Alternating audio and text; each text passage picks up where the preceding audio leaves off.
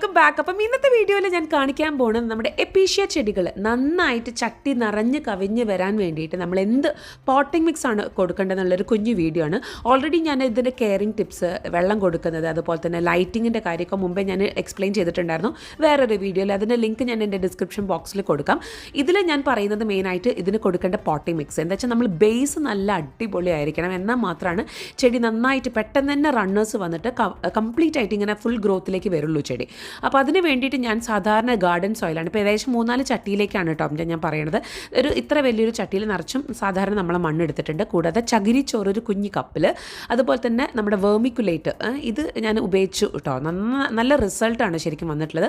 പിന്നെ ഒരു കപ്പ് അതുപോലെ തന്നെ പെർലൈറ്റ് യൂസ് ചെയ്തിട്ടുണ്ട്. പിന്നെ യൂസ് ചെയ്തിട്ടുള്ളത് കമ്പോസ്റ്റാണ്. കമ്പോസ്റ്റിൽ എല്ലാം അടങ്ങിയിട്ടുണ്ട് കേട്ടോ. ഒരുവിധം എല്ലാ സാധനങ്ങളും ഇതിൻ്റെ അകത്ത്, എല്ലുപൊടി, വേപ്പിൻ പിണ്ണാക്ക്, അങ്ങനെയുള്ള എല്ലാ സംഭവങ്ങളും ഇതിൻ്റെ അകത്തുണ്ട്. കൂടാതെ നല്ല പൊടിയായിട്ടുള്ള ചാണകപ്പൊടി. അപ്പം നമ്മുടെ ബേസ് നിങ്ങൾക്ക് കണ്ടാൽ തന്നെ അറിയാം, നിങ്ങൾക്ക് വളരെയധികം ക്ലിയർ ആവാൻ വേണ്ടിയിട്ടാണ് ഞാൻ ഇങ്ങനെ തന്നെ കാണിച്ചിട്ടുള്ളത്.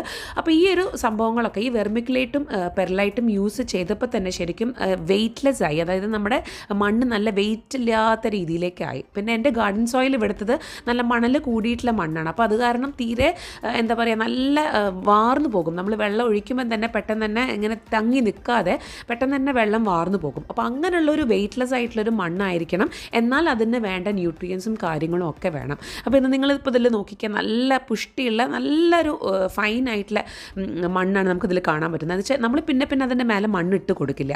പ്രത്യേകിച്ചും ഹാങ്ങിങ് ചട്ടികളിൽ വെക്കുമ്പോൾ നമ്മൾ പിന്നെ അതിൻ്റെ മേലേക്ക് ഇട്ട് കൊടുക്കില്ല. അപ്പം വളരെ വെയ്റ്റ്ലെസ് ആയിട്ടുള്ള മണ്ണ് യൂസ് ചെയ്യുക. അപ്പോൾ തന്നെ നമുക്ക് ചെടിക്ക് നല്ലൊരു ഗ്രോത്ത് തന്നെ കാണാം. ഇതിപ്പോൾ നിങ്ങൾ കാണുന്നത് അതിൻ്റെ റണ്ണേഴ്സാണ്. അപ്പോൾ ഇത് നമുക്ക് ഓരോരോ റണ്ണറും നമുക്ക് ഇതുപോലെ ആക്കി ഇട്ടാൽ മതി. വേറെ ഒന്നുമില്ല, നമ്മൾ കൊടുക്കണ ആദ്യത്തെ ബേസ്. ഒരു ചേച്ചി ചോദിച്ചിട്ടുണ്ടായിരുന്നു എന്ത് പോട്ടിംഗ് മിക്സ് ആണ് കൊടുക്കുന്നതെന്നുള്ളത്. അപ്പോൾ അതാണ് ഞാൻ വളരെ ചെറിയൊരു വീഡിയോ ആയിട്ട് ഇത് ചെയ്യാൻ തന്നെ വിചാരിച്ചത്. അപ്പോൾ ഇങ്ങനെ ഫുള്ളായിട്ട് നമ്മൾ ആദ്യം തന്നെ ചട്ടിയിൽ നിറച്ചും വെച്ച് കൊടുക്കുക. അപ്പോൾ ഓരോരോ തൈന്നും ഇതിൽ നമ്മൾ ഈ ചെറിയ അടിയിൽ ചെറിയൊരു വേരുണ്ടാവും. ഓരോരോ തൈന്നും നിറച്ചും തൈകൾ വന്ന് പുറത്തേക്ക് വരും. ഇതിപ്പോൾ ഞാൻ ചെറിയ ചട്ടിയിൽ വെച്ചതാണ് കേട്ടോ, കുറച്ച് മുമ്പ് കാണിച്ചിട്ടുള്ളത്. വളരെ ഒരു 1-2 ആഴ്ചൻ്റെ ഉള്ളിൽ തന്നെ ചെടി നല്ല ഉഷാറായിട്ട് നിങ്ങൾക്കിപ്പോൾ കണ്ടെത്താൻ അറിയാം. വളരെ കുഞ്ഞു ചട്ടിയിലാണ് അപ്പോൾ ഇത് ഞാൻ വെച്ചിട്ടുള്ളത്. പക്ഷേ നമ്മൾ കൊടുക്കുന്ന പോട്ടിംഗ് മിക്സിലാണ് കാര്യം കിടക്കുന്നത്. എന്ന് വെച്ചാൽ നമ്മൾ എത്ര മണ്ണ് നിറച്ച് വെച്ചിട്ടും കാര്യമില്ല, നമ്മൾ അതിൽ കൊടുക്കുന്ന ഇൻഗ്രീഡിയൻസിൽ വളരെയധികം ഇമ്പോർട്ടൻസ് ഉണ്ട്. ഈ പെർലൈറ്റും വെർമിക്കുലേറ്റും ഒക്കെ ഇടുന്നത് എന്താ വെച്ചാൽ എയറേഷന് വേണ്ടിയിട്ടാണ്. കൂടാതെ തന്നെ ആ റൂട്ട്സിന് നല്ല ഓക്സിജൻ കിട്ടുകയും ചെയ്യും. പിന്നെ ഇതിൻ്റെ മെയിനായിട്ടുള്ള ഈ എപ്പീഷ്യയുടെ മെയിനായിട്ടുള്ളൊരു സംഭവം എന്താണെന്ന് വെച്ചാൽ പെട്ടെന്ന് തന്നെ ചീഞ്ഞു പോകും ഇതിൻ്റെ അടിഭാഗം. അപ്പം റൂട്ട് വരാതിരിക്കാൻ വേണ്ടിയിട്ട് അതിൽ വെള്ളം നമ്മൾ ഒഴിക്കുമ്പോൾ പെട്ടെന്ന് വാർന്നു പോകണം. അതിനെക്കൊണ്ടുമാണ് ഈ പെർലൈറ്റും വെർമിക്കുലേറ്റും നമ്മൾ ഇത് യൂസ് ചെയ്തിട്ടുള്ളത്. അപ്പോൾ നിങ്ങൾക്ക് എല്ലാവർക്കും ഇതിൻ്റെ പോട്ടിംഗ് മിക്സിൻ്റെ കാര്യം ഏകദേശം മനസ്സിലായി. പിന്നെ ഇതിൻ്റെ വേറൊരു കെയറിങ്ങിൻ്റെ കാര്യം പറയാന്ന് വെച്ചാൽ ഇങ്ങനെ ഒരു ബ്രൗണിങ് പോലെ കാണുന്നുണ്ട്, അല്ലെങ്കിൽ കരിച്ചിൽ പോലെ. അതായത് ചിലപ്പോൾ സൂര്യപ്രകാശം കൂടുതലായിട്ട് വന്ന് പെട്ട് കഴിഞ്ഞാൽ ഇങ്ങനെ കാണും. അപ്പോൾ അങ്ങനെ കാണുന്ന ഇലകളൊക്കെ നമുക്കതിൻ്റെ ഒരു നല്ല ഒരു പ്രൂണിങ്, അല്ലെങ്കിൽ അത് ഒന്ന് കട്ട് ചെയ്ത് ഒഴിവാക്കാം, അതിനെ ഒന്ന് മാറ്റി ഒഴിവാക്കാം. അല്ലെങ്കിൽ ആ ചെടിക്ക് വല്ലാത്തൊരു സ്ട്രെയിൻ ആയിട്ട് മാറും. അപ്പോൾ അതൊക്കെ കുഞ്ഞു ടിപ്സൊക്കെയാണ് നമ്മൾ മെയിനായിട്ട് ശ്രദ്ധിക്കുന്നത്. പോട്ടിംഗ് മിക്സ് ഇങ്ങനെ ഒന്ന് നിങ്ങൾ ചെയ്ത് നോക്കൂ. നല്ലൊരു വ്യത്യാസം ഉണ്ടാകും നിങ്ങളുടെ ചെടിക്ക്. വെയ്റ്റ്ലെസ്സും ആയിരിക്കും. കൂടാതെ തന്നെ അതിന് വേണ്ടിയിട്ടുള്ള പോഷകവും അതിന് കിട്ടുന്നുണ്ട്. അപ്പോഴാണ് അത് ശരിക്കും നന്നായിട്ട് ചട്ടി കവിഞ്ഞ് വരിക. അപ്പോൾ ഞാനിത് ഓൾറെഡി ഇങ്ങനെ കുഞ്ഞ് പോട്ടിൽ വെച്ചിട്ടും ചെടി കണ്ടില്ലേ നല്ല ഹെൽത്തി ആയിട്ട് വന്നിട്ടുള്ളത്. അപ്പോൾ ഇത് ഒന്ന് ജസ്റ്റ് ഒന്ന് ഇങ്ങനെ ഇതിലേക്ക് വലിയൊരു ചട്ടിയിലേക്ക് മാറ്റി കഴിഞ്ഞാൽ ഒന്നും കൂടി നല്ല ഹെൽത്തി ആയിട്ട് വരും.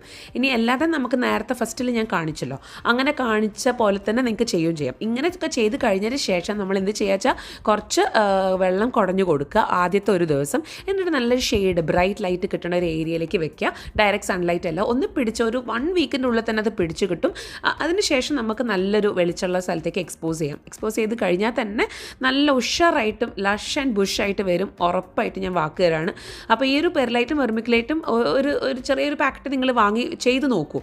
അപ്പം തീരെ ഗ്രോത്ത് കിട്ടാത്തവർക്ക്, അപ്പോൾ ഞാൻ അങ്ങനെയായിരുന്നു. എൻ്റെ എപ്പിഷ്യ തീരെ ഗ്രോത്ത് ഇല്ലാതെ നിൽക്കുന്ന ഒരു അവസ്ഥയിൽ നിന്ന് ഞാനിതിങ്ങനെ മാറ്റിയതിന് ശേഷം എനിക്ക് എല്ലാ ചെടികളും, ഇപ്പം നല്ലതായിക്കോട്ടെ, റെയർ ആയിക്കോട്ടെ, സാധാരണ വെറൈറ്റി ആയിക്കോട്ടെ, എല്ലാം തന്നെ നന്നായിട്ട് വന്നിട്ടുണ്ട്. അപ്പോൾ നിങ്ങൾ എന്തായാലും ഇതൊന്ന് ചെയ്ത് നോക്കുക. അപ്പോൾ ഇത്രയൊക്കെ തന്നെയുള്ളൂ എൻ്റെ ഈ വീഡിയോ. നിങ്ങൾക്ക് വീഡിയോ ഇഷ്ടപ്പെട്ടുണ്ടെങ്കിൽ തീർച്ചയായിട്ടും ലൈക്ക് ചെയ്യാനും ഷെയർ ചെയ്യാനും സബ്സ്ക്രൈബ് ചെയ്യാനും മറക്കരുത്. അടുത്ത നല്ലൊരു വീഡിയോ ആയിട്ട് വരുന്നവരെ ബൈ ആൻഡ് ടേക്ക് കെയർ.